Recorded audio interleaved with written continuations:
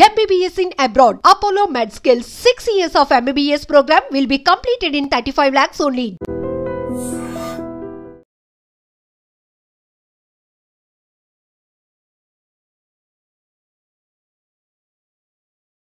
Hi, welcome to iDream. Character ఆర్టిస్ట్గా కొన్ని వందల సినిమాల్లో నటించిన నటి రమ్యశ్రీ గురించి పరిచయం అవసరం లేదు. ఆమె మన తెలుగు వారందరికీ సుపరిచితమే. ఈ మధ్యకాలంలో ఆమె పైన దాడి జరగడం, ఆమె తమ్ముడి పైన కూడా దాడి జరగడం, ఆ విజువల్స్ వైరల్ అవ్వడం, ఆ వీడియోల్లో ఆమె కన్నీరు పెట్టుకోవడం మనందరినీ కలిచివేసేసాయి. అసలు ఆమె పైన దాడి చేసింది ఎవరు, ఈ ఘటనకు కారణం ఏమిటి, ఇలాంటి అన్ని విషయాలు మనం రమ్యశ్రీ గారిని అడిగే ఈరోజు తెలుసుకుందాం. ఆమె మనతో పాటు షోలో ఉన్నారు. హాయ్ అండి రమ్యశ్రీ గారు. నమస్కారం అండి. మేడం, మీతో కలిసి ఇంటర్వ్యూ చేయాలని, మిమ్మల్ని కలవాలని చాలా రోజులుగా అనుకుంటూ ఉన్నాను. బట్ ఇలాంటి ఒక సందర్భంలో చేయాల్సి రావడం నిజంగా నేను బాధపడుతున్నాను. ఎందుకంటే మేమందరం ఎంతో ఇష్టపడిన నటి మీరు. అలాంటి మిమ్మల్ని ఆ వీడియోలో ఆ పరిస్థితుల్లో చూసి చాలా బాధ కలిగింది మేడం. అసలు ఏమైంది మేడం? ఎందుకు మీరు అలా బాధపడాల్సి వచ్చింది? మీ పైన దాడి చేసింది ఎవరు? మీకోసమే నా మనసులో కూడా వెతుకుతుంది. ఎందుకు దాడి చెయ్యబడేంత స్థితికి రమ్యశ్రీ ఎందుకు వెళ్ళిపోయింది అనేది. నేను ఎందుకు మీడియా ముందుకు వస్తున్నానంటే, నేను ఆ రోజు చనిపోయి ఉండుంటే మనుషులు ఎలా మాట్లాడుకుంటారంటే, ఏదో చేసి ఉంటుంది అందుకే నడి రోడ్డు మీద నరికేశారు అని చెప్పుకునేవాళ్ళు. ఇంత నా లైఫ్, నా కెరియర్లో గుడ్ ప్లేస్లోనే ఉన్నాను నేను. ఎప్పుడు నా పేరెంట్స్ నాకు ఒక జన్మిచ్చిన తర్వాత ఒక మంచి ప్లేస్లోనే ట్రావెల్ చేశాను తప్ప ఎక్కడ నాకు ఒక రిమార్క్ అనేది లేదు. ఖచ్చితంగా లేదు మేడం. సో ఇది నా లైఫ్. ఇప్పుడు నేను మన మీడియా కాకుండా ప్రజలకి నేను చెప్పకపోతే ఎందుకు నన్ను టార్గెట్ చేశారు, ఎందుకు చంపాలనుకున్నారు అనే దానికి నాది క్వశ్చనే, అసలు క్వశ్చన్ మార్కే. కానీ దీనికి ఆన్సర్ చెప్తాను.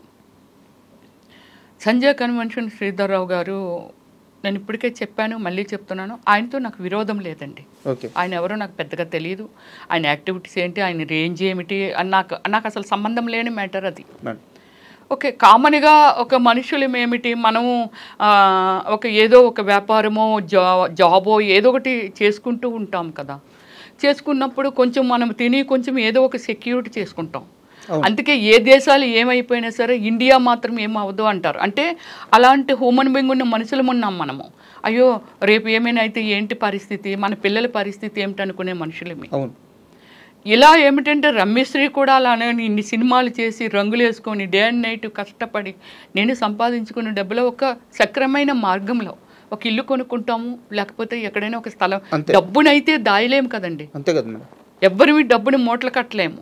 సో అలాంటిది ఆ డబ్బులు ఎక్కడోకక్కడ మనం పెట్టుకోవాలి. ఒక మంచి అది ఏమిటి జాగ్రత్త లాయర్కి చూపించుకొని ఇది బాగానే ఉందా, అది ఉందా, ఇందని పెట్టుకుంటుంటాం.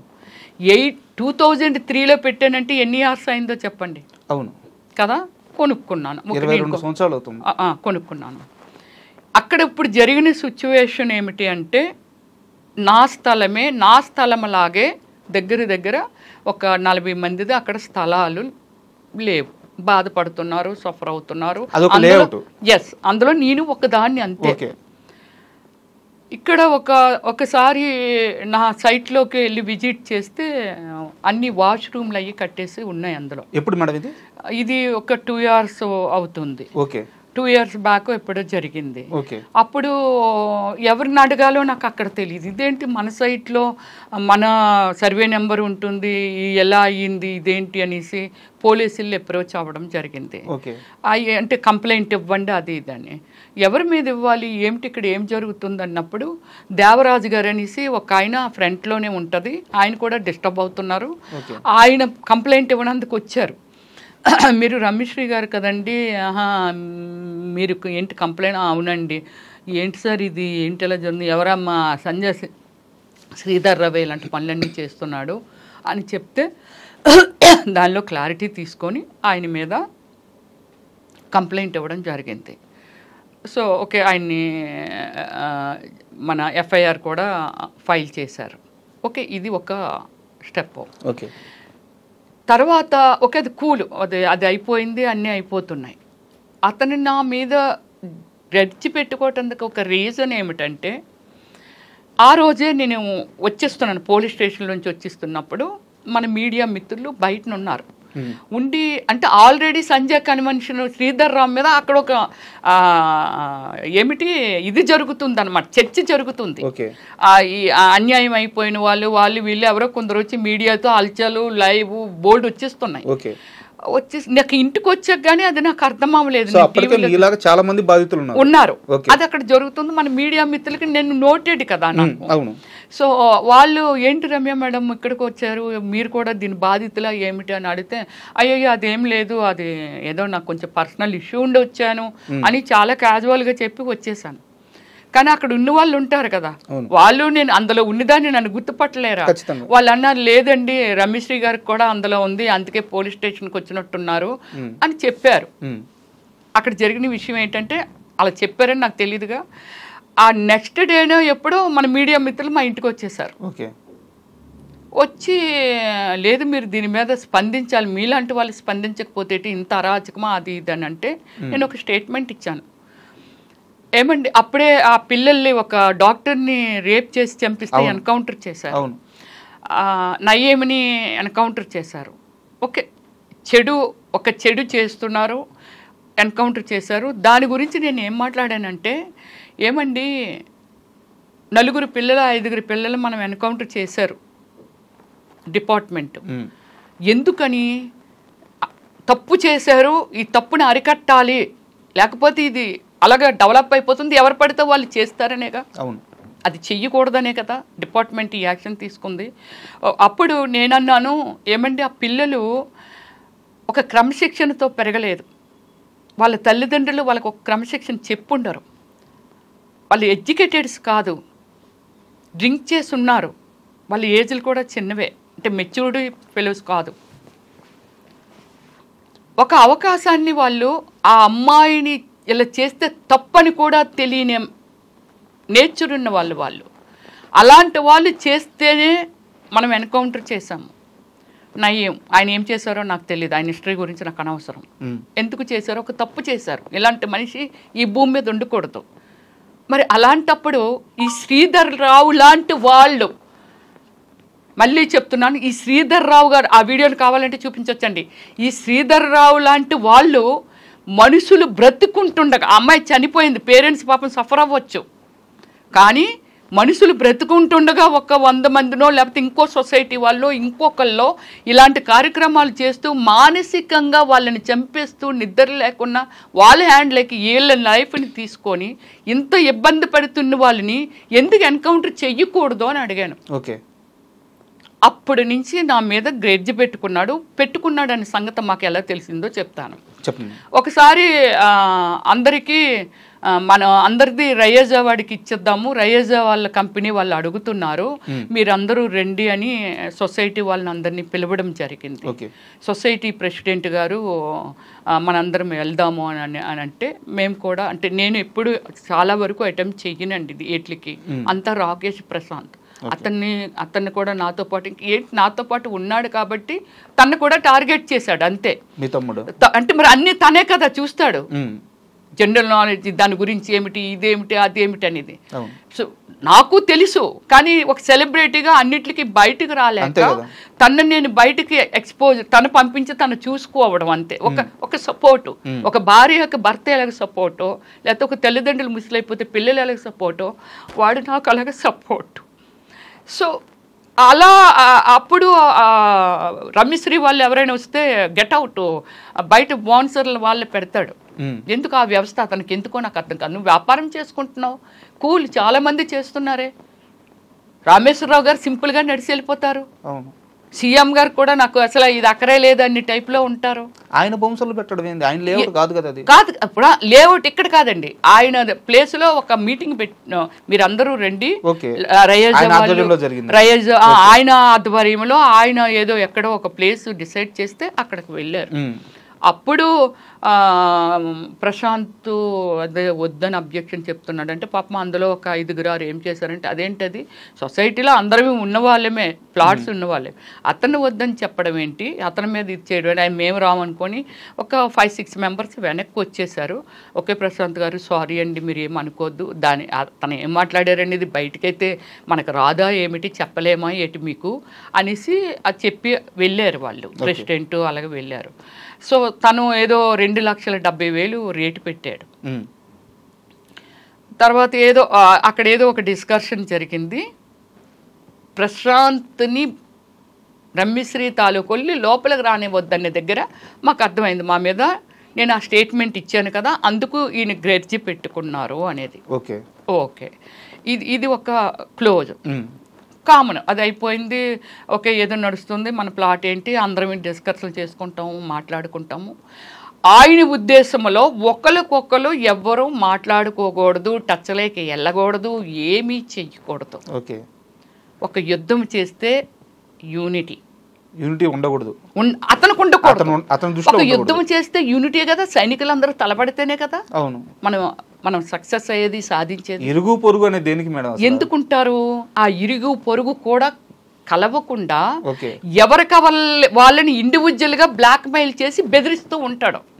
ఇది మేము మాట్లాడుకుంటుంటాం కదా ఏమండి నాకు ఇలాగ అయిందండి ఏమండి నాకు ఇలా కాల్ వచ్చిందండి ఏంటోనండి ఈ జీవితాలు ఏమిటోనండి సఫర్ అయిన వాళ్ళు మా లిస్ట్ వరకు బయట ఇంకా 1000 మంది ఉన్నారేమో పెద్ద వాళ్ళు ఉన్నారేమో నాకు తెలియదు కానీ బట్ ఈ సిచ్యువేషన్ని మేము మాట్లాడుకుంటూ ఉండేవాళ్ళం. ఇలా కాల్ వచ్చిందండి రమ్య గారు ఇదండి అని బాధపడిన వాళ్ళు కొందరు హార్ట్ అటాక్ వచ్చి చనిపోయిన వాళ్ళు ఇలాగా ఆ టీంలో ఉన్నారు. ఓకే ఇప్పుడు మార్నింగ్ కార్ యాక్సిడెంట్ జరిగింది కదండి ఇన్సిడెంట్ జరిగింది కదా మేడం. ఆఫ్టర్నూన్ నేను మార్నింగ్ నుంచి ఏం చేస్తున్నానంటే లేదు మేడం మనం కాస్త క్లియర్గా వద్దాము. సో ఈ 2 ఇన్సిడెంట్లు గతంలో జరిగాయి. ఆల్రెడీ మీ స్థలంలో ఆయన టాయిలెట్స్ కట్టించేస్తున్నారు మీరు అప్పుడు ఒక స్టేట్మెంట్ ఇచ్చారు దాన్ని పర్సనల్ గా తీసుకొని ఆయన గ్రెడ్జ్ పెట్టుకొని మిమ్మల్ని ఆ మీటింగ్స్ అన్నిటికీ అవాయిడ్ చేస్తూ వచ్చారు. తర్వాత ఈ మొత్తం విషయంలోకి హైడ్రా ఎలా ప్రవేశించింది సో వాళ్ళు వచ్చి ఫస్ట్ ఏం చేశారు వాళ్ళు చేసి వెళ్ళిన తర్వాత శ్రీధర్ రావు గారి రియాక్షన్ ఏంటి అక్కడి నుంచి కాస్త వివరంగా చెప్పండి. దీనికి ఏమిటంటే హైడ్రా పెట్టిన తర్వాత అంటే హైడ్రా ఎప్పటి నుంచో లేదు కదండి. హైడ్రా ప్రవేశపెట్టిన తర్వాత దాని రూల్స్ ఏమిటి రెగ్యులేషన్స్ ఏమిటి వీటి గురించి అనేది క్షుణ్ణంగా తెలుసుకున్నామండి.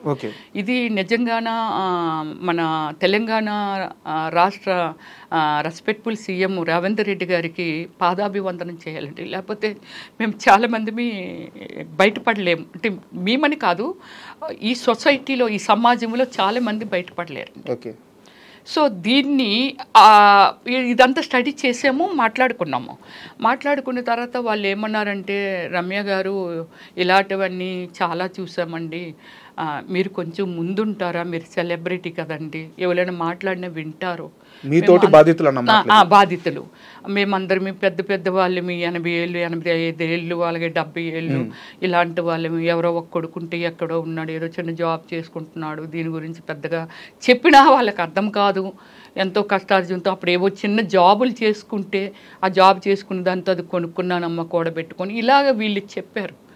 నన్ను నా హ్యూమన్ బీయింగ్ నా వ్యక్తిత్వం అనేది ఒకటి లోపల ఉంది కదా అది నన్ను ఏమంటారు దాన్ని ఎంకరేజ్ చేసింది ఒక స్టెప్ ముందుకు పడేలా చేసింది. అయ్యో మనం వీళ్ళకి ఏదో మనం చెయ్యాలి అందులో నేను కూడా ఉన్నాను నేను బాధితురాలనే బట్ నేను ఏదో చెయ్యాలి వాళ్ళ కోసం అనే ఒక ఫీలింగ్ కలిగింది నాలోని కలిగి అయితే సరే మనం హైడ్రాకి వెళ్దాం అంటే మాది అక్కడ ల్యాండ్ ఎవరిది అనేది ఐడెంటిఫై చేయని విధంగా కలిపేశారు.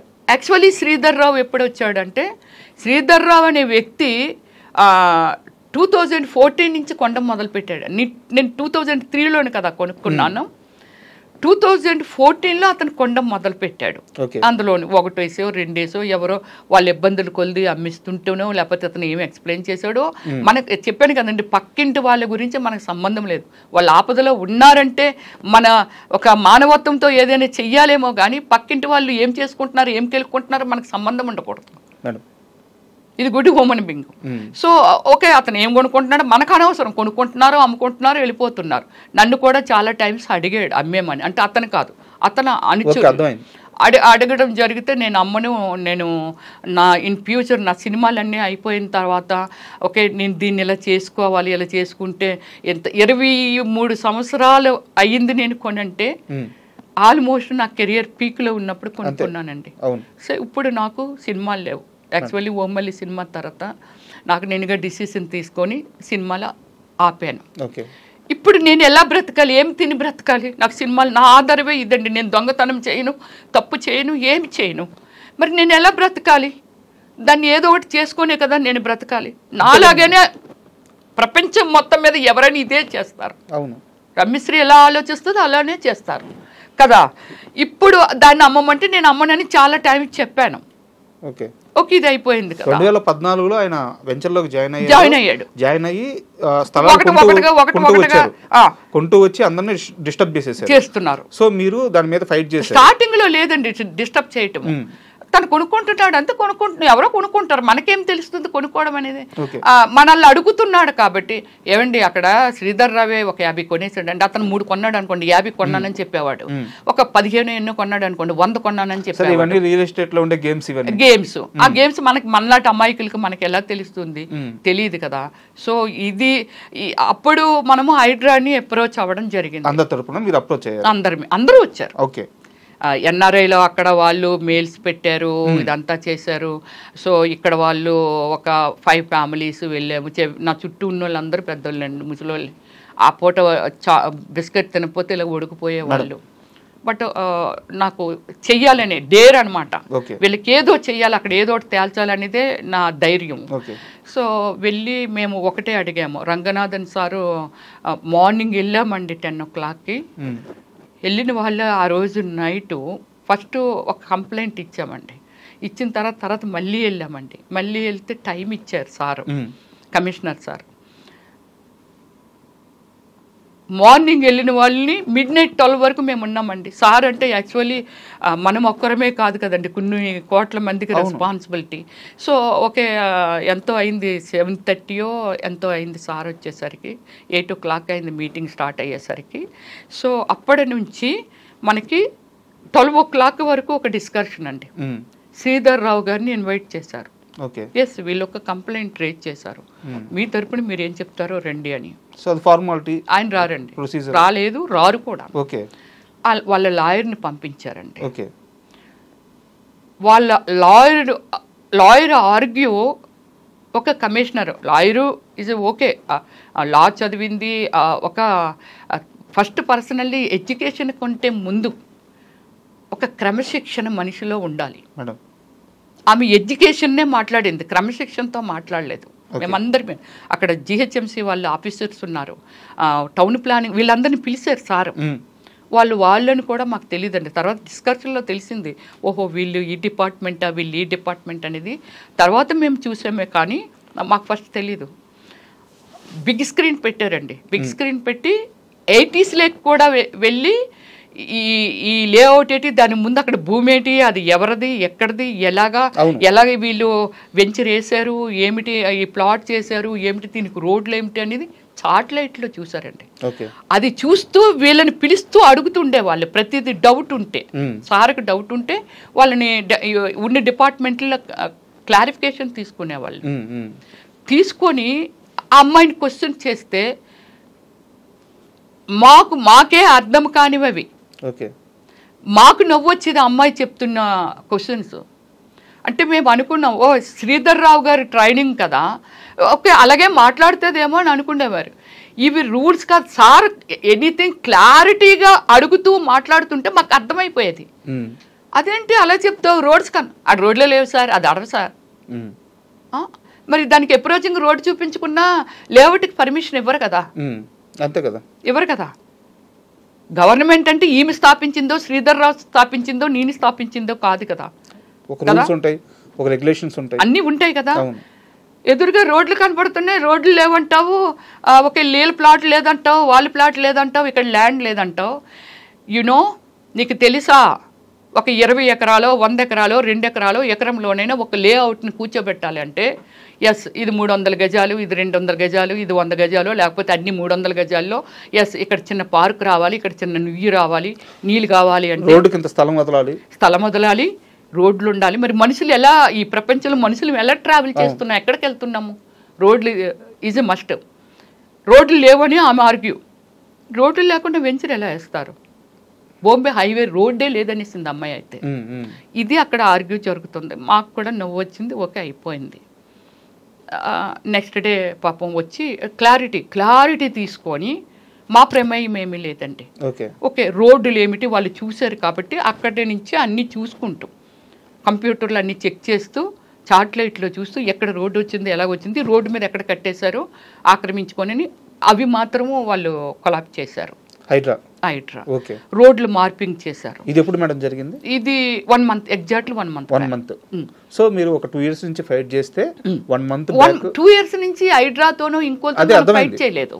ఈ సమస్య కలిపేసుకున్నాడు. మనం ఎవరు అడగాలో ఏం చేయాలో మాకైతే సో ఒక 2 years నుంచి మీ స్ట్రగుల్ కి 1 month బ్యాక్ హైడ్రా వచ్చిన తర్వాత ఒక పరిష్కారం లభించి వాళ్ళు వచ్చి ఆ అక్రమ కట్టడాలన్నీ కూల్చి ఓకే రోడ్లకు మార్పింగ్ చేశారు. ఓకే ఓవర్ నైట్ లో చూడు, ఒక గవర్నమెంట్ అంటే ఒక హైడ్రా గవర్నమెంట్ స్థాపన, అది ప్రైవేట్ లాగా శ్రీధర్ రావో లేకపోతే రమేశ్వరో కాదు. అక్కడ ఒక గవర్నమెంట్ ప్రవేశపెట్టింది, ప్రజలకు ఇక్కడ న్యాయం జరగాలి, ఇన్ ఫ్యూచర్ రోడ్లు ఆక్రమిస్తే ఎలా వెళ్తాము, ఒక వర్షం వస్తే చెరువులు మొత్తం ఆక్రమించిస్తే మరి నీరు ఎక్కడికి వెళ్తుంది, ఇప్పటికే పొంగిపోయి వర్షాకాలం వస్తే చనిపోతున్నారు. ఇది ట్రూ. ఒక గవర్నమెంట్ ఒక మంచి డిసిషన్ తీసుకుంది, ఆ గవర్నమెంట్లోని భాగమే హైడ్రా. దీన్ని కూడా రెస్పెక్ట్ ఇవ్వకుండా నువ్వు ఓవర్ నైట్లో మొత్తం అవన్నీ మూసేవంటే is good think or bad think? రాత్రి మళ్ళీ కట్టేశారా? రాత్రి మూసేసి మళ్ళీ కన్స్ట్రక్షన్ స్టార్ట్ చేసేసాడు ఇమ్మీడియట్లీ. అయ్యో అదేంటి మేడం, కాస్త క్లియర్గా చెప్పండి. అదే అక్కడే డిస్కషన్ చేస్తున్నాము, ఇది ఇలాగా అని చెప్పి. సో అది కార్ డాష్ ఇచ్చిన తర్వాత అది అయిపోయింది, ఆ ఎపిసోడ్ అయిపోయిందండి. ఆ ఖుషి అని అతను బయటకు పంపించేశారు, స్టార్ట్ చేశారు.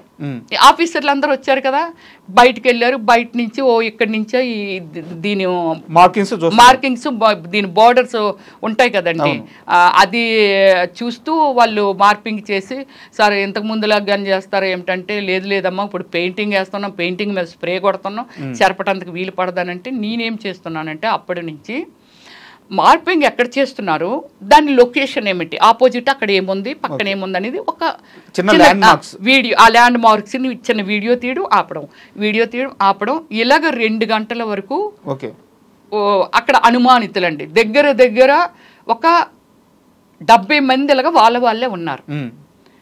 వాళ్ళు ఎందుకుంటారండి, శ్రీధర్ రావు గారిది కదా రెస్పాన్సిబిలిటీ, ఆయనది కదా, ఆయన కొనుక్కున్నాడు, ఆయన చేశాడు. మేము కొనుక్కున్నాము, మమ్మల్ని రమ్మన్నారు, వచ్చాం. హైడ్రా వాళ్ళు వాళ్ళు పిలిచారు, శ్రీధర్ రావు గారు రాలేదు. ఓకే వాళ్ళ మనిషి అని అంటే మనం అనుకోవడమే అంతే. వాళ్ళు కూడా పక్కనున్న వాళ్ళు మీరు ఎవరండి అంటే మాకు అర్థమైపోయింది, ఈ చుట్టుపక్కల వెళ్ళి ఇక్కడ 4 కనబడుతున్నారు, ఇక్కడ 2 కనబడుతున్నారు, ఇలా మాకు అర్థమైపోయింది వీళ్ళందరూ శ్రీధర్ రావు మనుషులు అని. అయినా వాళ్ళు అడగటానికి డేర్ చేసేవాళ్ళు కాదు. నాతో చెప్తుండే వాళ్ళు ఎవరో తెలుసండి శ్రీధర్ రావు మనుషులేనండి ఇలా చెప్తుంటే నేను అడిగేసేదాన్ని. మీరు లేదా పోలీసులు ఉన్నారు కదా అడగమనేదాన్ని, ఏమండి వాళ్ళు ఎవరో అడగండి, వెళ్ళండి, వీడియోలు అవి తీస్తున్నారు, వెనకాల అలా తిరుగుతున్నారు, వీళ్ళు ఎందుకు తిరుగుతున్నారు, శ్రీధర్ రావు అయినా ఉండాలి, మనమైనా ఉండాలి, వీళ్ళందరూ ఎవరో అని అలాగా అడుగుతూ కొందరిని బయటికి పంపించడం ఏముందండి, ఇక్కడ మేము వర్క్ చేస్తున్నాం, అలాగే వెళ్తాడు, మళ్ళీ ఇక్కడికి వచ్చేస్తున్నారు. ఇది జరిగింది. 2 వరకు నేను వీడియో కూడా 2 వరకు అన్నీ చూస్తున్నాను. నా సైట్ ఇది కూడా రోడ్ ఇది ఇవి అన్నీ చూస్తున్నామండి, అందరి చూసుకుంటున్నాము. ఓహో మన ఇక్కడ అదేనండి మాది అంటే మేము ఎన్నిసార్లు చూసుంటాం మన ప్లాట్ ని, ఐడెంటిఫికేషన్ నోటెడే కదా. దీన్ని ఏమిటంటే ఎప్పుడైతే రోడ్లు వీళ్ళు ఇంకా అప్పటికింకా ఏమీ రాలేదండి, ఒకటే పొక్కులైనర్ ఉంది, వస్తాయండి ముందు మార్పింగ్ చేసిస్తే అంటే మేము రిక్వెస్ట్ చేస్తున్నాం ఆ సార్ని, సార్ మీరు మార్పింగ్ చేస్తున్నారు, మళ్ళీ సగం అటు ఇటు చేసి వెళ్ళిపోతే మళ్ళీ అతను రాత్రి మూయించేస్తాడంటే మేమేమో ఎర్రోళ్ళం అమ్మ, మేము కూడా ఎడ్యుకేటెడ్స్, మేము ఒక వ్యవస్థని నడుపుతున్న వాళ్ళమి, ప్రజలకు రెస్పాన్సిబిలిటీ ఉన్న వాళ్ళమి. సో అందువల్ల ఏమిటంటే డోంట్ వరీ మేము అంతా క్లియర్ చేసే మీకు ఇస్తాము రోడ్లు మాత్రము అనేసి చెప్తున్నారు. లంచ్ 2 అయింది కదండి, వీళ్ళు వచ్చిన వాళ్ళు ఫ్యామిలీస్ అందరూ పాపం లంచ్ కానీ ఒకరు రమ్య గారు ఇక్కడ ఉందండి నేను అలాగే రోడ్డు మీదకి వెళ్ళిపోలేను కాబట్టి నేను ఆగిపోయానండి. నాకు నైట్ డిన్నర్ లేదండి, అలాగే మార్నింగ్ బ్రేక్ఫాస్ట్ లేదు, కళ్ళు తిరుగుతున్నాయి. సో ముందు రోజు అంతా షాపింగ్ అంటూ ఢిల్లీ తిరిగాము, అందుకని బాగా స్ట్రైన్ అయిపోయి ఉన్నాను. వెళ్ళిపోయారు వాళ్ళు. వచ్చి తర్వాత నేను సిఐ గారికి ఒక వీడియో చేశాను, ఏమండి ఇదండి ఇక్కడ ఇలాగా హైడ్రా వాళ్ళు వీళ్ళందరూ కలిసి ఇలా చేస్తున్నారండి, ఇదండి శ్రీధర్ రావు గారి యాక్టివిటీస్ ఇలా ఉంటాయండి. సో ఇదిగోండి నా ప్లాట్, ఇదిగో ఇక్కడ ఉందండి నాది. సో ఎలాగా కొంత ఏదో మాట్లాడి, సో ప్రజలు కూడా అంటే ఈరోజు నాకు జరిగింది రేపు ఇంకొకరికి జరగొచ్చండి, ఇది ప్రజలు కూడా అవేర్నెస్ రావాలండి అని ఒక వీడియో చేస్తున్నప్పుడు మార్నింగ్ నుంచి నేను శ్రీధర్ రావు మనిషిని కాదు అని చెప్తూ ఈ ఫ్లాట్లో ఒక ఫ్లాట్ ఓనర్ వాళ్ళ అన్న కొడుకునని చెప్తూ తిరుగుతున్నాడండి. ఒక అతను కూడా నా వీడియోలో ఉన్నాడండి. పేరు madam I don't know, okay, పేరు అది మనకు తెలీదు. నా వీడియోస్లో ఉన్నాడు. ఎక్కడికక్కడ లాంగ్ వీడియోలు తీసేదాన్ని, ఎక్కడెక్కడ ఎవరు తిరుగుతున్నారు అని ఆ వీడియోలు తీసేదాన్ని, ఇవన్నీ చేసేదాన్ని. సో దానిని ఫోన్ని కొట్టి అంటే సిఐ గారికి ఫోన్ చేసి లంచ్కి వెళ్తాం సార్ అని మా డ్రైవర్కి ఫోన్ చేసి, నువ్వు రోడ్డుకి వచ్చి అమ్మ నువ్వు ఎటు పక్కున్నావో ఇలాగ బస్ స్టాప్ ఉంది కదా ఫస్ట్ ఎంటర్ పెట్రోల్ బంక్ పక్కని ఇటు పక్క ఆగమ్మా వచ్చేస్తామని చెప్పి అతను ఫోన్ చేస్తే అతను వచ్చాడు. ఇది బస్ స్టాప్ ఇటు శ్రీధర్ రావు సంజయ్ కన్వెంట్ శ్రీధర్ రావు గారు పెట్రోల్ బంక్ అండి. ఇటు పక్క వచ్చి బస్ స్టాప్ అవతల, మరి బస్ స్టాప్ ఏదైనా బస్సు ఆగితే ప్రాబ్లం అని బస్ స్టాప్ అవతల పెట్టాడు. మేము క్యాజువల్గా నడిచి వచ్చేస్తున్నాం. ఇంత డిస్టెన్స్లో రాకేష్ నడుస్తున్నాడు, మా తమ్ముడు. నేను ఇక్కడ నడుస్తున్నాను, మామూలు ఫోన్ నేను పట్టుకున్నాను, వాడు అప్పుడు దాకా సిఐతో మాట్లాడాను కదా. సో నడుచుకుంటూ వెళ్ళిపోతున్నామండి. ఇటు నుంచి అనమాట 2 వే కదా అది, అటువైపులో ఆపోజిట్లోనే పోలీస్ స్టేషన్, ఈ ఆపోజిట్ ఇది. మనం వెళ్ళిపోతున్నప్పుడు మమ్మల్ని ట్రాఫిక్ కదా వస్తున్నాయి కదా వెహికల్స్ చూస్తాం కదా. ఏదైతే అంటే మార్నింగ్ ఆ ఇన్సిడెంట్లో నేను సేవ్ అవ్వడం, దీనిలో అతను చూడడం, ఈరోజు మేము బ్రతికి బట్ట కట్టామండి. సో ఉదయం మిమ్మల్ని కారుతో గుద్దుపోయిన ఆయన ఫేస్ మీరు చూస్తున్నారు కాబట్టి చూసాం కాబట్టి ఆ ఫేస్ ని బండి డ్రైవ్ చేస్తున్నాడు, వెనకాతల సన్నగా ఒక అతను ప్రశాంత్ కొంచెం ముందు వాళ్ళ చూడలేదండి. కత్తికి గుడ్డ తెలుసు కదండి, ఇన్ని సినిమాలు చూస్తున్నదాన్ని, సినిమాలు చేస్తున్నదాన్ని, డైరెక్షన్ చేసిన దాన్ని నాకు తెలియదు. అది ఎప్పుడైతే చూసాను ప్రశాంత్ పరిగెట్టు అని చెప్పి నేను ఆ బండిని ఏం చేశానంటే పుచ్చేసానండి. అంటే ఇలా తోసేసేటప్పటికి వాళ్ళు ఈడి బండిని పట్టుకొని ఉన్నాడు, అతను పడిపోయాడండి. ఆ కత్తి పట్టుకొని, ఆ కత్తి కిందన పడ్డం వరకు నేను చూసాను. బైక్ మీద వచ్చారా? బైక్ మీద, 2 వీలర్ మీద వచ్చారు. వెనక నుంచి మామూలు ట్రాఫిక్ వస్తుంది కదా, ఇద్దరు బళ్ళు సడన్ గా ఎప్పుడైతే తోసానో వాళ్ళు ఆగిపోతాయి కదా. పెద్ద పెద్ద అరుపులండి. నేను ఏమండి మీరందరూ ఎడ్యుకేటెడ్స్ అండి, చంపేస్తున్నారండి, రోడ్డు మీద నరికేస్తున్నారండి, ఇలాంటి మీరు చూసారు కదండి, చాలా కాపాడండి మమ్మల్ని కాపాడండి అని చాలా బిగ్గరగా ఒక అనాథలాగా, ఒక తల్లి లేని బిడ్డలాగా రోడ్డు మీద అరిసి. This is true. ఎవరైనా ఒకవేళ వీడియోలు తీస్తే యూట్యూబ్లో పెడుతూ ఉంటుందండి. ఎంత గట్టిగా రిక్వెస్ట్ చేశానంటే ఎవ్వరూ రాల. సమాజం ఎలా అయిపోతుంది ఇప్పటికే చూడండి, ఎవ్వరూ రాలేదండి. ఆ ఇద్దరు మాత్రము కొంచెము ఆ బండిని ఆపేసి హెల్మెట్స్ అవి పెట్టుకున్నారు వాళ్ళు. అంటే హెల్మెట్ అది పెట్టుకున్నారు. వెంటనే ఈ కత్తి మరి వాళ్ళు తీసారా మళ్ళీ ఈడే తీసి పట్టుకొని పారిపోయాడో తెలియదండి. ఈ వైట్ షర్ట్ వేసినాడు ప్రశాంత్ ముందు పరిగెడుతున్నాడుగా, మళ్ళీ వెనక్కి వచ్చేసాడు. నేను ఇక్కడ ఉండిపోయాను కదా, మళ్ళీ వెనక్కి పరిగెట్టి వచ్చాడు. ఈనాడు చూశాడు కదా, ఇతను వైట్ షర్ట్ వేసుకున్నాడు. ఇద్దరు ఫైట్ చేస్తున్నారు, నేను చేస్తున్నాను. డ్రైవర్ రాలేదండి. డ్రైవర్ నా బ్రదరు ప్రశాంత్ రాకేష్ కుమార్. రాకేష్ కుమార్.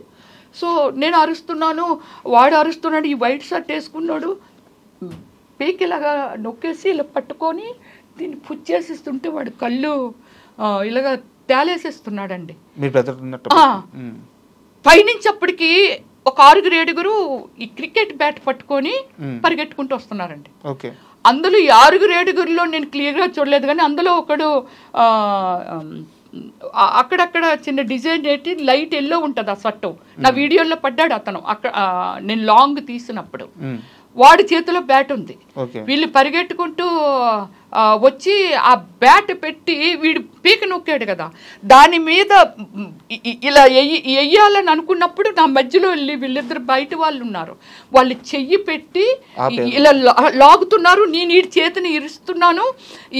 ఇంక చాలా మంది వచ్చారు కదా, 6 వాళ్ళందరూ వచ్చి నన్ను ఇలా నొక్కి నేను కిందకి జారిపోతుంటే మొత్తం ఇదంతా పైకి వెళ్ళిపోయింది. సో రియల్లీ నేను ఇలాంటిది సినిమాల్లో చూసే అలాంటివి నేను తట్టుకోలేను, భయపడతానండి, ఏడ్చేస్తాను సినిమాల్లో కూడా చూసి. ఇది సినిమా, నువ్వే సినిమాల్లో యాక్ట్ చేస్తావు, నువ్వే డైరెక్షన్ చేస్తావు, నువ్వు ఇలాంటి సీన్లు చూసి ఏడుస్తావు ఏంటి, కళ్ళమ్మ నీళ్ళు వచ్చేస్తాయి, ఆటోమేటిక్గా వచ్చేస్తుంటాయి. మీ మీద వచ్చి ఒక 6 మంది 8 మంది దాడి చేశారు. సో మీతో పాటు మీ తమ్ముడితో పాటు చుట్టూ ఉన్న వాళ్ళందరూ కూడా ప్రతిఘటించడంతో వెళ్ళిపోయారు. అందరూ బళ్ళు మీద అదే స్థలాల్లోకి వెళ్ళిపోయారు. బట్ ఇక్కడ నా డౌట్ ఏంటంటే దగ్గరలో పోలీస్ స్టేషన్ ఉంది, అంతా జరిగింది పోలీస్ స్టేషన్ దగ్గరలోనే. సో మీరు వెంటనే వెళ్ళి కంప్లైంట్ చేశారు? వెంటనే అప్పుడు మేము ఏం చేసామంటే క్లారిటీగా ఎదురుగా పోలీస్ స్టేషన్ అనేది నా నాలెడ్జ్కి పెద్దగా అనిపించదండి. అంటే నాకు తెలియదు అంత ఇక్కడ పోలీస్ స్టేషన్ ఉందా, ఈ ఏరియాలో అది ఉందా అని అలాగా తెలుసుకోండి. నేను సినిమా చేశాను, షూటింగ్ అయిపోయింది, వెరీ హోమ్లీ గర్ల్ అండి నా ఇంటి లోపలే. ఎవరైనా ఇంటర్వ్యూ అడుగుతారంటే ఒక నీతి, ఎందుకు మాట్లాడాలి, ఏం చేయాలంటే నీతి మీద మాట్లాడతాను అంతే. సో అప్పుడు మేము ఏమి చేసామంటే డ్రైవర్ని హెల్ప్ తీసుకొని గట్టిగా అరుస్తూ ఎవరు దగ్గరికి రాకుండా, ఎక్కడున్నారు హైదరాబాద్, ఎక్కడున్నారు పోలీసులు అనుకుంటూ పరిగెట్టుకుంటూ వెళ్తే అక్కడ కొందరు అక్కడ కొన్ని లోపల రెస్టారెంట్లు ఏవో పెట్టాడండి, అవి తిన్నందుకు అక్కడ ఉన్నారో అక్కడ కానిస్టేబుల్ వచ్చాడు. వస్తే ఇది బ్రదర్కి ఇదంతా చిరిగిపోయి ఇదంతా బ్లడ్ ఇదంతా గీసేది అంటే ఆ ఫైట్లో జరిగింది. సో అది అప్పుడు నేను అన్నాను అనమాట, ఇలా జరిగింది పదండి మేడము, ఎదురుగుండానే కదా, ఇది ఎక్కడ జరిగింది ఇన్సిడెంట్ అంటే ఎక్కడంటే పదండి కంప్లైంట్. నేనైతే రాను, మీరు ఒక్కలైతే మీ దగ్గర డ్రెస్ మాత్రమే ఉంది. ఆ డ్రెస్ కాదండి, మీ దగ్గర గన్ కానీ ఏమీ లేదు, మనం ఇలా వెళ్తూ ఉంటే పొడిచేసే వాళ్ళు ఎవరో 4-5 వచ్చి పొడిచేస్తే చంపేస్తారు, నేను రాను అని దాడి జరుగుతుంది కాబట్టి మీరు భయపడిపోయాను నేను. సో భయపడిపోతే లేదు మేడము, నేను లేదు అక్కడ ఫోన్ చేయండి, ఎవరినైనా పంపించమనండి, ఎవరైనా గడ్డ పట్టుకొని పంపించమనండి, అమ్మో నేనైతే రాను అనేసి భయపడిపోయాను. లేదు మేడము, ఈ డ్రెస్ ఉంది కదండి, డ్రెస్ ఏం చేస్తుంది, డ్రెస్ మిమ్మల్ని కూడా పొడిచిస్తే ఏం చేస్తారండి, అయిపోయిన తర్వాత ఎవరు ఏం చేయలేము కదా, ప్లీజ్ అండి ఎవరినైనా పంపించమనండి అంటే ఎస్ఐకో ఎవరికో ఫోన్ చేస్తే నేను పంపుతున్నాను అది ఇదంటే లాస్ట్కి పంపలేదు. ఈయనతోనే లేదు మేడం, మీకు నేను సెక్యూరిటీ నాతో మాట్లాడారు, పంపిస్తాను, మీకు ఎందుకు 2 వెహికల్ పంపిస్తాను. ఇప్పుడు ఆ వెహికల్లో 2 అన్నారు, వెహికల్ లేదు ఏం లేదు. ఈ కానిస్టేబుల్ గుండానే ఆయన దగ్గరగా ఆయన ముందుని అలా భయపడుతూ నడుచుకుంటూ పోలీస్ స్టేషన్కి వెళ్ళాం. అక్కడ ఉన్నారండి ఎస్ఐ, ఏం జరిగింది సార్, ఇలాగ జరిగింది సార్, ఇది సార్ విషయం. పాపం కానిస్టేబుల్ అంతా క్లియర్గా చెప్తున్నాడు. సార్ మేడం మార్నింగ్ నుంచి వీడియోస్ అవి చేస్తున్నారు, అనుమానాస్పదంగా ఉన్నోళ్ళు చూడమ్మా అక్కడ ఏదో తిరుగుతున్నారు, ఒకసారి వెళ్ళి అడుగు, ఇదంతా చెప్తున్నారు సార్. ఇలాగా అంటే మేమందరం ఇక్కడ ఉన్నాము, లంచ్ కానీ బయటకు వెళ్తుంటే ఈ ఇన్సిడెంట్ బయట జరిగిందట సార్, మేము ఎవరమే లేము అక్కడ అని చెప్పారండి. డోంట్ కేర్, వెళ్ళి కంప్లైంట్ రాయండి, ఓకే ప్రామిస్ అండి. ఒక ఎస్ఐ మీద నేను ఇలా చెప్పాను కదండి, జాబ్ చేసే వాళ్ళన్నా కష్టపడే వాళ్ళన్నా నేను చాలా రెస్పెక్ట్ ఇస్తాను. కానీ అక్కడ అతను కేర్లెస్. ఇంతకుముందు నేను వినేదాన్ని కదా, అక్కడ ఉన్న పోలీసులు, అక్కడున్న పోలీస్ స్టేషను అమ్ముడిపోయిందండి శ్రీధర్రావుకి. శ్రీధర్రావు ఏది చెప్పితే అదే జరుగుతుందండి. అక్కడ మనకేమి న్యాయం జరగదండి, మనం కంప్లైంట్లు ఇచ్చుకొని అవి ఇచ్చుకొని. ఓకే, నేను ఆ వాతావరణాన్ని అక్కడ చూశాను. సో ఈ ప్రాబ్లము ఇదంతా లెటర్ రాయమంటున్నారు, మాకు చేతులు మీరు రాయండి అంటాడు రైటర్. నువ్వు ఉన్నావు కదా, రైట్ అందుకే నువ్వు ఉన్నావు కదా, మీరు రాయడం ఏంది, రైట్ అందుకే రైటర్ నువ్వు ఉన్నావు. ఓకే, మాకు ఈ టెన్షన్లో ఉన్నాం కాబట్టి రాయలేము, రాసిపెట్టు. సరే చెప్పండి. ఇదే ఆయన ఎక్స్ప్రెషన్. సో దీన్ని మనము ఒక ఏది చేసో లెటర్ రాసాము. అప్పుడు మాలా చౌదరి గారని ఈయన బాధితురాలు, శ్రీధర్రావు గారు బాధితురాలు. ఆమెనేమో పాపం వాళ్ళ హస్బెండ్ ఏదో మర్డర్ చేశారు ఏదో. ఆయన ఏంటండి మేజర్ అండి, రిటైర్డ్ మిలిటరీ మేజర్ అండి. మిలిటరీలో ప్రజాసేవ చేసే మనిషి. ఏదో అయింది ఆవిడ్ని 2 వీక్స్ శ్రీధర్ రావే నువ్వు చౌదరివి నేను చౌదరిని అలాగ పాపం ఆమెని మబ్బి పెట్టి కులాన్ని ఎందుకండి వాడుకుంటాడు? చౌదరి అయితే చౌదరిలో ఉన్నోళ్ళందరూ ఇతన్ని తప్పు చేయమని చెప్తున్నారా అండి? చెప్పరు కదా. అది ఎంత తప్పు కులాన్ని వాడడం అనేది. అలా వాడుకొని ఆవిడ్ని మబ్బి పెట్టి అది అక్కడ జరిగిన సిచ్యువేషన్ అండి. ఆవిడ ఆల్రెడీ మన అడిషనల్ కమిషనర్ దగ్గరికి వెళ్ళి ఏంటి సార్ ఇది ఎలాగుంది చూడండి సార్, వీళ్ళందరూ భోజనానికి వెళ్ళి వాళ్ళందరూ అక్కడికి వచ్చేసారు సార్. వచ్చేసిన తర్వాత ఆయన్ని కలిసి ఇది చెప్తుంది ఆవిడ. మేము పరిగెట్టి వెళ్ళాం, వీళ్ళు ఎక్కడ రెస్పాండ్ అవ్వట్లేదు.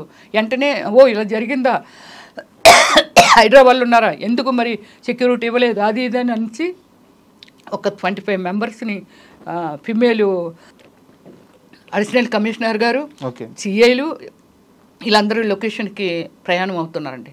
నేను ఇది కంప్లీట్ అవ్వలేదు, దీనికి మనకేమీ ఎక్నాలజ్మెంట్ ఇవ్వలేదు, నేను వాళ్ళతో వెళ్ళిపోతాను, ఉండండి మీరు కూడా ఉండండి సార్, నేను కూడా అక్కడికే వచ్చేస్తాను అని చెప్పి నా బ్రదర్ని ఏమో హాస్పిటల్కి రాశారు సార్. వాడిని ఒక్కడిని పంపించాలంటే భయం. డ్రైవర్ బయట నుంచి ఫోను, అమ్మ ఇక్కడ కూడా బయట కూడా వాళ్ళ మనుషులే ఉన్నారు, నన్ను వచ్చి అడిగారమ్మా మీరు పోలీసుల పక్క నుంచి ఎక్కడికి రాకండి అమ్మా. ఎలా ఉంటుంది నా సిచ్యువేషన్? పోలీస్ స్టేషన్ బయట కూడా ఉన్నారు, కామన్ డ్రెస్సులు, నన్ను వచ్చి అడిగారమ్మా ఎవరు నువ్వు ఏమిటి, మీ డ్రైవర్ని ఇక్కడ ఎన్నాళ్ళుగా పనిచేస్తున్నావు అడిగారు. ఆ డీటెయిల్స్ అన్ని కూడా అడిగారు. అడిగితే లేదు సార్ నేను ఒక 5 days అయింది సార్ ఇక్కడికి వచ్చి, నాకేమీ తెలియదు సార్, అది మన వెహికల్ ఫోటోలు తీసుకోవడం ఇదంతా. సో ఇది నేనేమంటున్నా, వెహికల్ ఫోటోలు ఇక్కడ తీసుకోలేదు, దాని ముందే తీసేసుకున్నాను. లోపల మా సిచ్యువేషన్ ఎలా ఉంటుంది, వాడిని ఎలా నేను హాస్పిటల్కి పంపించాలి, వీళ్ళందరూ ఇక్కడికి వెళ్ళిపోయారు, నేను కూడా మీతో వచ్చేస్తాను, ఇది అన్ఫినిషింగ్ అయిపోతుంది కంప్లైంట్ ఇవ్వకపోతే, ఎక్నాలజ్మెంట్ తీసుకోవాలి, వెంటనే ఎఫ్ఐఆర్ ఫైల్ చేయాల్సింది ఎంక్వైరీ చేసి ఫైల్ చేస్తామని చెప్పారు. సో ఓకే, ఇది అయిపోయింది కదండి. ఇప్పుడు నేను ఒకటి చెప్తున్నానండి శ్రీధర్ రావు గారిని, ఒక్క డౌట్ మేడం, ఫైనల్గా కేసు ఫైల్ చేశారా? చేశారు. ఓకే, ఇచ్చారు. ఓకే, ఇప్పుడు ఆ కేసు రన్నింగ్లో ఉంది. ఓకే, ఎంక్వైరీ చేస్తారు. ఎస్, ఎస్టర్డే పోలీస్ స్టేషన్కి వెళ్ళాము. ఓకే, వెళ్ళి అంతా ఎవరున్నారు ఇక్కడ, ఏముంటారు ఎదురుంటారు, వెళ్ళప్పుడు నా ఫోన్ని ఏమండి మేమేమి దొంగలం కాదు కదా, వాడెవడో దొంగతనం వేశారు, మీరు రికవరీ చేశారు, నాకు ఇచ్చేయండి, నాకు కమ్యూనికేషన్ గ్యాప్ వచ్చేస్తుంది. ఇలాంటి సిచ్యువేషన్ నా ఫ్యామిలీతోనో ఇంకోతోనో నా ఫ్రెండ్స్తోనో ఏదైనా చూడాలి, ఎందుకంటే ఈవినింగ్ మళ్ళీ మీడియా కూడా వచ్చేసారు అక్కడికి. సో ఇదంతా చూసి వాళ్ళు బెదిరిపోతారండి, నాకు ఒక కమ్యూనికేషన్ కావాలి కదా, నా ఫోన్ ఇచ్చేయండి అంటే అలా ఇవ్వమండి, కోర్టులో సబ్మిట్ చేస్తామంటే మా లాయర్ గారు అది అన్నారు. కోర్టులో సబ్మిట్ చేయడం ఏంటి, నీది పోయిందని కంప్లైంట్లో అయితే రాసావు కదా, అది రికవరీ చేసినప్పుడు నీ చేతికి ఇచ్చేయాలి కదా. వాళ్ళ దారిలోనే పోయింది, అది లాగేసుకొని అతనే బయట నన్ను ఏదైతే మర్డర్ అటెంప్ట్ చేయబోయాడో అతనే లాక్కొని వెళ్ళిపోయాడు. సో ఆ వెంకటేష్ అంటే అతని పేరు, తర్వాత మనం ఎంక్వైరీ చేస్తే వెంకటేష్ అని తెలిసింది. సో ఇచ్చేయాలి కదా. నేను అన్నాను ఆ వీడియోలన్నీ తీసుకున్నాను, కేర్ఫుల్గా ఉన్నాయా లేదా నేను చూడాలి, వాళ్ళు ఏమైనా చేసేసారేమో అది ఇదని అంటే సరే ఎందండి అయితే ఓపెన్ చేయండి అని చెప్పి ఇచ్చాడు. ఓకే ఇవి ఉన్నాయా, ఓకే ఏమో అన్నీ మనకు గుర్తుంటాయండి, ఎన్ని వీడియోలు తీసామో, వాళ్ళు ఏమైనా ఓవర్ నైట్లో చూసి, అంటే నాది సీక్రెట్ కోడ్ పెట్టాను దానికి, తీసారే లేదనేది మనకు తెలీదు. సో నా డేటా ఉంటుంది కదా అందులో, నా జీవితం ఉంటుంది కదా దానిలో, అంతే కదా. ఇప్పుడు అదే కదండి ఫోన్ ట్రాపింగ్ గురించి దాని గురించి ఇంత పెద్ద పెద్ద ఇష్యూలు జరుగుతున్నాయనంటే నా జీవితాన్ని, అంటే ఇదంతా అతను చేసిన శ్రీధర్ రావు చేసిన స్కెచ్. ఆవిడ ఫోన్ లాక్కోండి, ఆవిడ ఇంకో విధంగా కూడా బ్లాక్మెయిల్ చేయొచ్చు. ఎందుకు ఇంత గ్రెడ్జ్ ఎందుకు నా మీద? నేనెవరిని, సాదా సీదా మనిషిని, మామూలుగా ఆయన ముందు చీమ బుర్రకాయని కూడా కాదు. అంటే ఏ విధంగా అతను డెవలప్ అయ్యాడో నాకు తెలియదు, కానీ నేను చీమ బుర్రకాయని కూడా కాదు. సో ఇలా అయిపోయింది కదండి. కోర్టుకు వెళ్ళాలి మేము, కోర్టుకు వెళ్ళి టైం అయిపోయింది అప్పటికి. యాక్చువల్లీ 10కి రమ్మన్నారు, ఇక్కడే 12 అయిపోయింది. షార్ట్ కట్లో కొట్టి కోర్టుకు వెళ్దామని కోర్టుకు వెళ్ళి లాయర్ తిట్లు. వెంటనే కమిషనర్ గారికి కాల్ చేశాను. సార్ కమిషనర్, అడిషనల్ కమిషనర్ నా దగ్గర అదే నెంబర్ ఉంది, కాల్ చేశాను. సార్ ఇప్పుడు నాది ఫోన్ పోయింది సార్, నాది కోడ్ అడిగాడు అతను, మీరు అదే మీ సీక్రెట్ కోడ్ పెడతారు కదండి, అది చెప్పండి అని అన్నాడు. నేను అక్కడే గొడవాడాను. అదేంటండి మాది ఎందుకండి, కావాలంటే డైరెక్ట్ కోర్టులో సబ్మిట్ చేయండి, కోడ్ ఎందుకు అడుగుతున్నారంటే అతను ఏదో ఒక రివర్స్లో ఏదో దీనిగా మాట్లాడతాడికి మా బ్రదర్ ఏం చేశాడంటే భయపడిపోయి సరే అండి చెప్తానండి అని చెప్పి కోడ్ ఇచ్చేసాడు. ఓకే, పేపర్ మీద రాసుకున్నాడు. అయిపోయింది కదా. వెళ్ళిన తర్వాత లాయర్ గారు చెప్పిన తర్వాత నేను అడిషనల్ కమిషనర్ గారికి కాల్ చేశాను. చేసి సార్ ఒక నాది ఫోను పోయింది, మీరు రికవర్ చేశారు సార్, దాని నెంబర్ అంటే నన్ను ఇంట్రడ్యూస్ చేసుకున్నాను, బీసీ స్టేట్ ప్రెసిడెంట్ని, ఫిల్మ్ స్టార్ని, ఇదంతా చెప్పాను. సో దీనికి సరే అలా నెంబర్ తీసుకోవచ్చా సార్ అని అన్నా. అడగకూడదమ్మా, అడగకూడదు కదా. కానీ మీ ఎస్ఐ అడిగాడు సార్, సాయినాథ్ అడిగాడు సార్, రాసుకున్నాడు సార్. ఇప్పుడు వాళ్ళ చేతిలో నా ఫోను. ముద్దాయి ఎక్కడున్నాడు, మేము వెళ్ళేసరికి అక్కడ తిరుగుతున్నాడు. అదే బయట తిరుగుతున్నాడు, లోపల ఉన్నాడు అని అన్నారు అని అంటే మార్నింగ్ వెళ్ళినప్పుడు తిరుగుతున్నాడు అని అంటే లేదండి అతను బాగా కొట్టేశామండి, హెల్త్ బాగాలేదండి, హాస్పిటల్ తీసుకెళ్దామని అక్కడ తిప్పుతున్నామండి అన్నారు. మీపైన దాడి చేసిన వ్యక్తిని బయట తిరుగుతున్నాడు అటు పోలీస్ స్టేషన్లో. ఓకే, అయిపోయింది కదా. సెకండ్ టైం మళ్ళీ కోర్టు పని చూసుకొని ఇమ్మీడియట్లీ మళ్ళీ ఈ ఫోన్ గుర్తొచ్చి దాన్ని మనం ఆ కోడ్ని మార్చేద్దాము, ఆ నెంబర్ని మార్చేద్దాము, అక్కడే ఉంది కదా అడిగి, అది ఉంటేనే కదా ప్రమాదం, అతను రాసుకున్నాడు కదని మనం మళ్ళీ వాళ్ళకి చెప్పకుండా చేయకుండా ఇన్ఫామ్ చేయకుండా వెళ్ళామండి. వెళ్తేప్పటికి ఆ ముద్దాయి డ్రెస్ మార్చేసి ఫ్రెష్గా ఒక సీఎమ్మ గారు వేసుకునే డ్రెస్ వేసుకొని ముగ్గురు పోలీసులు టేబుల్ మీద కూర్చుంటే ముగ్గురు ఒకటి నిల్చున్నారు, ఒకరు ఒంగున్నారు, ఒకరు కూర్చున్నారు. ఇతను కూడా అక్కడ 2 చేతులు వెనకాలెట్టి అక్కడ నిల్చున్నాడండి. ఇప్పుడు నేను చేసిన తప్పు ఏమిటంటే దూరం నుంచే నేను మెట్లు ఎక్కుతుంటేనే గెట్ చేశాను, ప్రశాంత్ గెట్ చేశాడు, ఏదో ఫోన్ నడుపుతున్నారు. ఓకే అంటే ఇతన్ని లూజ్ వదిలేరు అనేది మాకు అక్కడ అర్థమైంది. లోపలికి వెళ్ళాము. సార్ మేము అదే మా ఫోన్ ఉంది కదా, ఆ నెంబర్ మార్చేస్తాం సార్ అంటే అలా 10 నిమిషాలు ఇవ్వండి వెళ్ళగానే మనం అడిగినప్పుడు ఇచ్చేయాలిగా. ఆల్రెడీ తీసుకోవడమే తప్పు. అడిషనల్ కమిషనర్ ఫోన్ కూడా చేశారట, ఏంటి వాళ్ళని ఏదో కోడ్ అడిగేవట, అది జాగ్రత్త అంటే ఆయన రేంజ్లో ఆయన ఏమో వార్నింగ్ ఇచ్చారో మనం వెళ్ళలేదు కాబట్టి మనకు తెలియదు. కానీ అలాగా అడిగారంట. అడిగితే అప్పుడు లేదు కమిషనర్ గారు కూడా సరే ఫోన్ ఇవ్వండి మేము కోడ్ మార్చి ఇచ్చేస్తామండి అంటే అది ఇప్పుడు ఓపెన్ చేయకూడదండి, అదండి ఇదండి. అదేంటండి అది మా జీవితాన్ని మీ చేతిలో పెట్టుకొని కోడ్ మార్చుతాం, మీరు ఇక్కడే ఉంటారు, ఇప్పుడు ఇక్కడ వచ్చి నిలబడండి, మేము మా నెంబర్ని సీక్రెట్గా మార్చేసుకుంటామంటే మేము ఉన్నప్పుడు బీరువాలో పెట్టిన ఫోను ఇక్కడ కింద నేను వస్తున్నప్పుడు ముగ్గురు పోలీసులు ఇతను నడుపుతున్నారని చెప్పారు, చూస్తున్నారని చెప్పాను. అక్కడ నుంచి ఫోన్ పట్టుకొచ్చాడండి ఎస్ఐ. అంటే నా ఫోన్ ఓపెన్ చేసినట్టేగా దాని అర్థం. ఇదండి నేను ఏమి మెసేజ్ ఇవ్వాలని అనుకుంటున్నానంటే, నేను కొన్ని సిద్ధాంతాలు ఉన్న వ్యక్తిని, మనిషి అనే ఒక మనుషుల్ని ప్రేమించే వ్యక్తిని, మనిషిని మనిషిగా ఒకటే జన్మ ఉంటుంది, ఒక్కసారి మరణం ఉంటుంది, మనిషిని మనిషిగా చూడాలనుకునే వ్యక్తిత్వం అండి. నేను సినిమాల్లో చెయ్యొచ్చు, నాకు అది రాసిపెట్టి ఉంది కాబట్టి భగవంతుడే ఫస్ట్ డిసైడ్ చేస్తాడని చెప్తారు కదండి. రాసిపెట్టి ఉంది, తప్పు కానీ ఇది కాదు, ఉంది కాబట్టి సో నేను సినిమాల్లోకి వచ్చి ఉంటాను.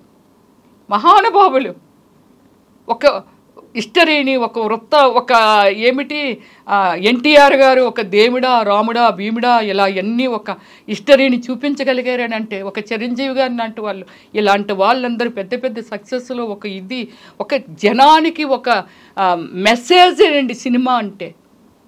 ఒక కుటుంబం అండి, ఒక దేవుళ్ళండి, ఒక యుద్ధం అండి, ఒక చీటింగ్లండి, ఇదే కదా సినిమా అంటే. దాన్ని ప్రజలకి అవేర్నెస్ కల్పిస్తున్నారండి సినిమాలు తీసి. మేడం నేను సామాన్యురాలని, సో నేనేం చేయలేను ఇలా అంటున్నారు, బట్ మీరు కొన్ని వందల సినిమాల్లో యాక్ట్ చేసిన నటి, 400 మూవీస్ నియర్లీ, కొన్ని కోట్ల మందికి తెలిసిన నటి, కొన్ని లక్షల మంది మిమ్మల్ని అభిమానించే వాళ్ళు ఉన్నారు, సో మిమ్మల్ని ఇష్టపడే వాళ్ళు ఉన్నారు. మీలాంటి ఓ వ్యక్తి పైన ఇలా పబ్లిక్గా దాడి జరగడం, మీరు ఒక న్యాయం కోసం అధికారుల దగ్గరికి వెళ్తే అక్కడ రెస్పాన్స్ సరిగ్గా రాకపోవడం, అధికారుల దగ్గరికి ఎవరి దగ్గర పోలీస్ అధికారులు కానీ పోలీస్ అధికారులు ఎవరి దగ్గరికి, సో మీలాంటి వ్యక్తి పైన ఇంత దాడి జరుగుతున్నప్పుడు ఇండస్ట్రీ నుంచి మీకు ఎందుకు సపోర్ట్ రాలేదు ఇప్పటిదాకా ఎవరు? ఇండస్ట్రీ నుంచి సపోర్ట్ రాకపోవడం అనేది ఏం లేదండి. యాక్చువల్లీ ఏమిటంటే నా ఫోన్ కొట్టేశారు కాబట్టి వాళ్ళు అంటే ఫోన్ కూడా ఒక భాగమే, ఫోన్ కూడా లాగేసుకోవాలి, ఇందులో మొత్తం అంతా ఉంది కాబట్టి ప్రూఫ్స్ ఉన్నాయి కాబట్టి. సో ఇది వాళ్ళు చాలా మూర్ఖులుగా బిహేవ్ చేశారండి. హైడ్రా గవర్నమెంట్ కదా, అంతే కదా, ఒక డిపార్ట్మెంటే కదా. హైడ్రా దగ్గర ఆ ప్రూఫ్లు అన్ని మెజర్స్ తెలియకుండానే వాళ్ళు కొట్టేస్తున్నారా? కాకపోతే నా వీడియో ఒకటి చేశాను కదండి, ఇది వైరల్ అయిపోతుందని అబ్బాయి మార్నింగ్ నుంచి వేరొకరు అని చెప్పి తిరుగుతున్నాడు అని చెప్పాను కదండి. వాడు ఇన్ఫర్మేషన్ ఇచ్చాడు, ఆవిడ దగ్గర ఫోన్ లాగేయండి అనేసి. సో అలాగే ఫోన్ ఎత్తుకెళ్ళిపోయారే తప్ప సో వాళ్ళ దగ్గర ఉండదా ఏంటి ఇన్ఫర్మేషన్? హైడ్రా వాళ్ళ దగ్గర ఉండదా ఏంటి ఇన్ఫర్మేషన్? ఉంటుంది కదా. బట్ కాకపోతే ఏమిటంటే వాళ్ళు ఇంత మూర్ఖంగా ఆలోచించడం కూడా తప్పే, వాళ్ళకి తెలియదు అంతే. సో కానీ నాకు ఆ డిపార్ట్మెంట్ గురించి ఓన్లీ గచ్చిపోలేండి, అందరూ చెడ్డ ఆఫీసర్లే ఉంటే. అంటే నా క్వశ్చన్ అధికారుల గురించి కాదు, వాళ్ళ గురించి కాదు, నేను అడిగేది ఏంటంటే సినిమా నాకు ఫోన్ కమ్యూనికేషన్ వచ్చేసిందండి. అంటే మీ ఫోను ఆల్రెడీ పోలీస్ స్టేషన్ లో ఉందని చెప్పి మీరు చెప్పారు, అక్కడ లేట్ అయిందని చెప్పి చెప్పారు. బట్ నా క్వశ్చన్ ఏంటంటే రమ్యశ్రీ అనే నటి మీద దాడి జరిగింది, ఒక సినీ నటి మీద ఇలా ఎందుకు దాడి చేస్తారని చెప్పేసి ఏ యాక్టర్స్ కానీ ఏ ఒక్కరు కూడా బయటకు వచ్చి ఒక సోషల్ మీడియాలో కానీ వాళ్ళ వాయిస్ ని వినిపించలేదు. ఇప్పుడు వస్తారండి వాళ్ళు. చెప్పండి అంటే రమ్యశ్రీ గారు ఏమైంది ఏమిటని అడిగే చాయిస్ కూడా లేకుండా అయిపోయింది అంతే. ఒక మా అసోసియేషన్ నుంచి కానీ, అంటే మా అసోసియేషన్ అంటే సినిమా యాక్టర్లది ఒక అసోసియేషన్, డైరెక్టర్స్ అసోసియేషన్, నేను డైరెక్టర్ని కాబట్టి డైరెక్టర్స్ అసోసియేషన్, టీవీ ఆర్టిస్ట్ కాబట్టి టీవీ అసోసియేషన్ మెంబర్ని, వీళ్ళందరూ కదిలి రావటానికి రమ్య ఏమి జరిగిందని అడిగే అవకాశం లేకుండా పోయింది. ఇప్పుడు వస్తారండి వాళ్ళంతా. మరోవైపు వచ్చేసి మీకు బీసీ మహిళగా మీ కులస్తులందరూ మా స్త్రీ పైన ఇలా దాడి చేస్తారని చెప్పేసి వాళ్ళు మాత్రం ఒక రేంజ్ లో క్యాంపెయిన్ చేస్తున్నారు. ఒక వెలమ మహిళ మీద మా స్త్రీ పైన ఇలా దాడి చేస్తారని చెప్పి వాళ్ళు మాత్రం బాగా సపోర్ట్. నాకు కులాలు లేకపోతే అవి ఏమీ లేవండి. నేను ఒక మనిషిని, ఒక దేవుడి బిడ్డని. దీనికి మీకు చెప్తున్నాను, మన ప్రైమ్ మినిస్టర్ గారు రాముడిని అంత గ్రాండ్గా అంత ఖర్చు పెట్టి అయోధ్యలో స్థాపించారు. రాముడు లేడు ఇప్పుడు మన మధ్య. ఆయన చేసిన ఒక మంచి దేవుడిని ఎవరు రెస్పెక్ట్ చేయకుండా ఉంటారండి? దేవుడు. సో అలాగే నేను ఒక దేవుడి బిడ్డనే తప్ప నాకు ఆ కులాలు ఈ కులాలు అది ఇది అనేది నాకు సంబంధం లేని విషయాలు.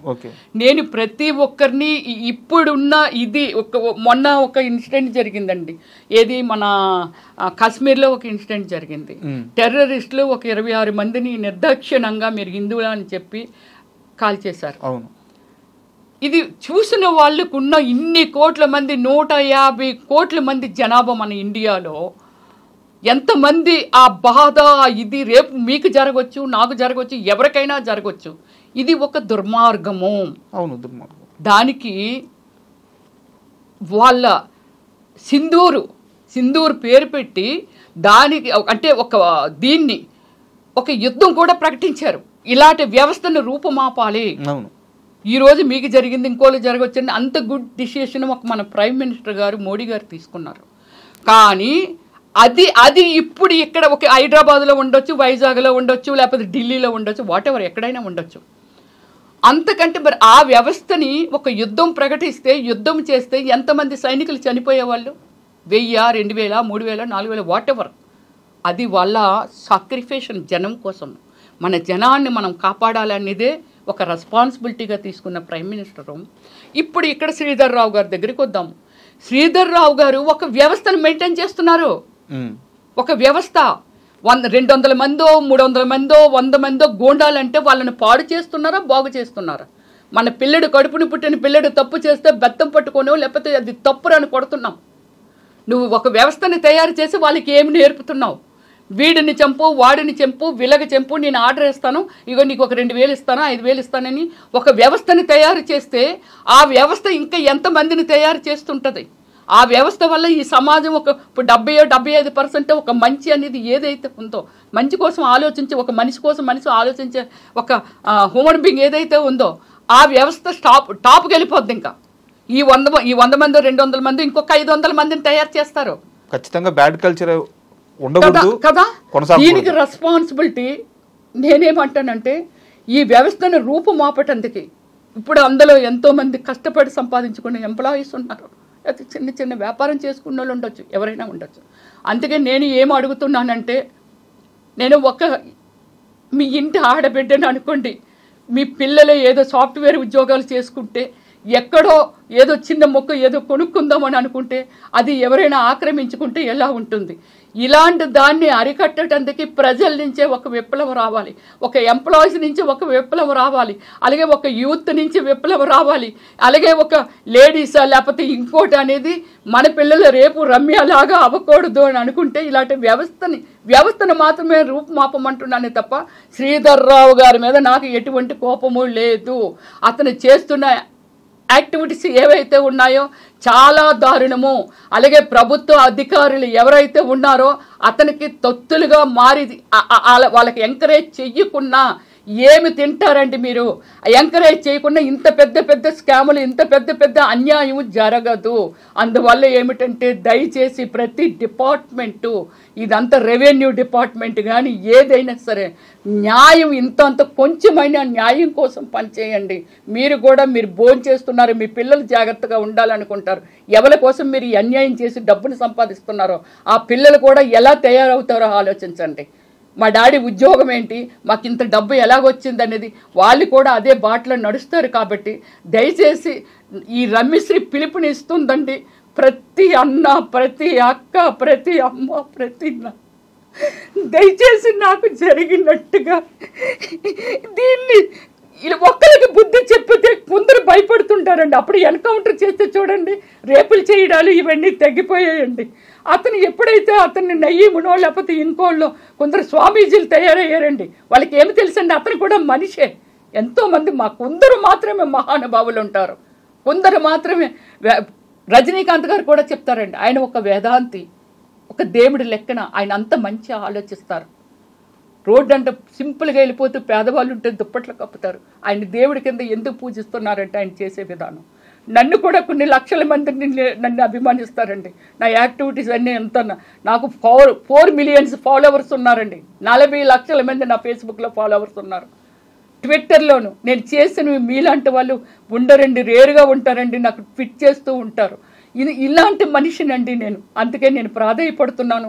ప్రతి ఆ రాష్ట్రం ఈ రాష్ట్రం అని కాదు, మీరు కదిలిరండి, కదిలొచ్చి ఇలాంటి ఒక వ్యవస్థని, అంటే శ్రీధర్ రావుని ఈ వ్యవస్థ అనే దాన్ని మనం కంట్రోల్ చేయగలిగితే చాలన్నీ కంట్రోల్ అయిపోతుంటాయండి. భయపడతారండి మనుషులంటే ఇలాంటివి చేయటానికి. ఇది నా పిలుపండి. హైడ్రా దీని గుండా నేను మనందరికీ పిలుపునిస్తున్నానండి. అలాగే నేను సీఎం గారిని కూడా, మన తెలంగాణ స్టేట్ సీఎం గారిని కూడా, మీరందరూ, నేను ఒక్కదాన్ని అయితే ఎంత పోరాటం చేసినా దీనికి ఒక ఇది ఉండదండి. అప్పటిలోనే గాంధీ తాత గారు ఒక వ్యవస్థ, జనము, మనం ఎలా అంటే మన దగ్గర ఏమీ లేకున్నా, ఎక్విప్మెంట్స్ లేకున్నా, బాంబులు లేకున్నా, ఏమీ లేకున్నా అలాంటి వాళ్ళనే తరిమి కొట్టారు అని అంటే, అప్పుడు మన దేశం మీద, మన దేశాన్ని దోసుకు తింటున్నారని దండెత్తిన మన దేశంలో ఉన్న ఇలాంటి మహానుభావులు ఏమీ లేకుండా ఇప్పుడు అందరూ ఎడ్యుకేటెడ్స్ ఉన్నారు, ఎంతో తెలుసు, మనందరికీ తెలుసును. జనరేషన్ మారింది, ప్రతి ఒక్కళ్ళు ఆ ఎడ్యుకేషన్ వల్ల ఒక మంచి ఏంటి చెడు ఏంటి తెలుసు. కాబట్టి మీరందరూ కదిలొచ్చి దయచేసి ఈ ఆడపిల్లకి సపోర్ట్గా నిలుస్తారని ప్రాధాన్యపడుతున్నాను. అలాగే మా సినిమా వాళ్ళని కూడా చాలామంది అండి, టీవీ ఆర్టిస్టులా, లేకపోతే డైరెక్టర్గా ఉన్నాను, డైరెక్టర్సా, లేకపోతే అలాగే మన ఫిలిం యాక్టర్స్ పెద్ద పెద్ద వాళ్ళు ఉన్నారు, చిరంజీవి గారు, బాలయ్య గారు, వీళ్ళందరూ. బాలయ్య గారితో కూడా నేను ఒక 3 సినిమాలు చేశాను. మంచి నేచరు, దైవభక్తులు. సో మీలాంటి వాళ్ళు పేర్లు వాడుకుంటూ, అతను మీ పేరు వాడుతున్నారా లేదనేది తెలియదు, కానీ ఇప్పుడే బాలకృష్ణ గారికి ఒక 5 సూట్ కేసులు డబ్బు పంపాను. ఇప్పుడే రేవంత్ రెడ్డి గారికి నేను ఒక 1000 కోట్లు ఇస్తే కానీ ఎలక్షన్ చేయలేడు తను అని. అంటే ఒక వ్యవస్థను తన మాటల గుండా, తన యాటిట్యూడ్ గుండా ఒక వ్యవస్థను పాడు చేసేస్తున్నాడు సార్. నా రిక్వెస్ట్ లాస్ట్గా ఫైనల్ ఏమిటంటే, ఐ డ్రీమ్ గుండా నేను రెస్పెక్టబుల్ తెలంగాణ రాష్ట్ర సీఎం గారు రేవంత్ రెడ్డి గారికి చేతులు జోడించి ప్రాధాన్యపడుతున్నాను సార్. ప్రతి క్షణము భయపడుతూ తిరుగుతున్నాం సార్. ఏదైతే నా కార్డులు ఉన్నాయో వాటికి నెంబర్ ప్లేట్లు తీసేస్తాను సార్. మీరు ఏదైనా ఎవరికి నేను అప్లై చేసుకోవాలో ఏమిటో అనేది చెప్తే నేను అప్లై చేసుకుంటాను సార్. ఇవన్నీ స్కార్పులు అవి కట్టుకొని తిరుగుతున్నాం సార్. అతనికి ఒక సెకండ్ సార్ మా అడ్రస్ కనుక్కోవడము. నేను పబ్లిక్గానే నేను చెప్పాను, ఐ డ్రీమ్ సాక్షిగా చెప్తున్నాను. నా కుటుంబంలో రాకేష్గా, అదే ప్రశాంత్ రాకేష్గా, నాకా లేకపోతే నా కుటుంబంలో ఎవరికైనా ఏదైనా జరిగితే, ఏదైనా నా మీద ఇంతవరకు ఒక క్రైమా లేకపోతే ఒక కంప్లైంటా లేకపోతే ఇంకోటి నేను ఇంకొకరి మీద కంప్లైంట్ ఇవ్వడం ఇలాంటి ఏమీ లేవు సార్. నా మీద ఒక వైట్ పేపర్ లాంటి మనిషిని నేను. నాకు ఏవైనా ఇలాంటివి ఎదురైతే అది కేవలం శ్రీధర్ రావు గారి మీద వల్లే ఎదురవ్వాలి. నాకు నన్ను ఎవరైనా పొడిచి చంపినా, కారుతో గుద్దినా, ఏమి చేసినా, రాకేష్ని కానీ ఇదంతా అది శ్రీధర్ రావు గారి వాళ్ళ మీదే. కాబట్టి దయచేసి ప్రభుత్వం దిగొచ్చి మాకు నాలాగా ఇలాగా ఇందులో ఉన్నారు కాబట్టి, పాపం అనాథలు లాంటి వాళ్ళు పెద్దవాళ్ళు ఉన్నారు కాబట్టి, మీ ప్రజల్లో మీ 5-6 కోట్ల జనాభాలో మేము కూడా ఒక మనుషులమే సార్. మమ్మల్ని దయచేసి సెక్యూరిటీ చేయండి sir, please sir. Thank you. Ramesh గారు, మీరు ఎమోషనల్ అవ్వద్దు.